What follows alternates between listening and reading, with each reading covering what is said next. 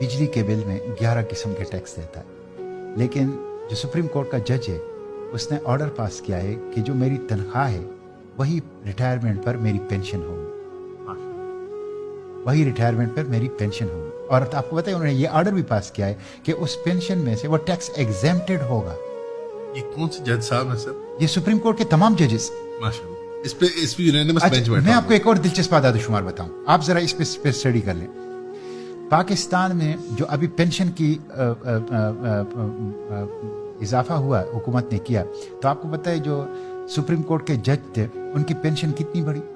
1,50,000 रुपए per month बढ़ गई। ब्यूरोक्रेट्स की बढ़ गई 40,000 रुपए पर मंथ। आपको पता है जो कम से कम पेंशन लेते हैं जो 20,000 रुपए वाले, उनकी पेंशन कितनी बढ़ी? 3,500।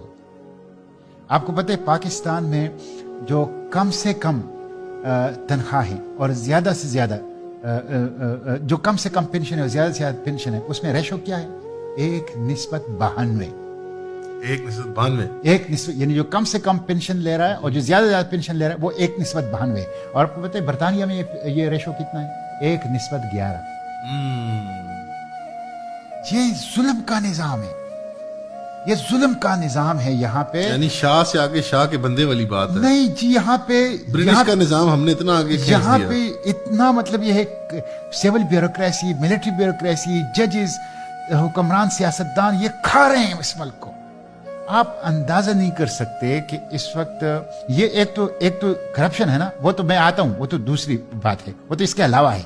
ये वो हैं जो इन्होंने जायज अपने लिए रखे हुए हैं, जायज मरात रखे हुए हैं।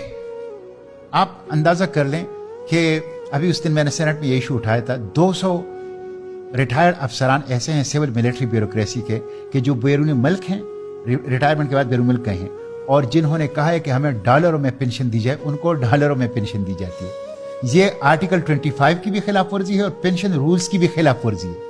200 मिलियन रुपए सालाना उनके ऊपर खर्च आ रहा है। आप अंदाजा कर लें, ये सूरत हाल है, ये सूरत हाल।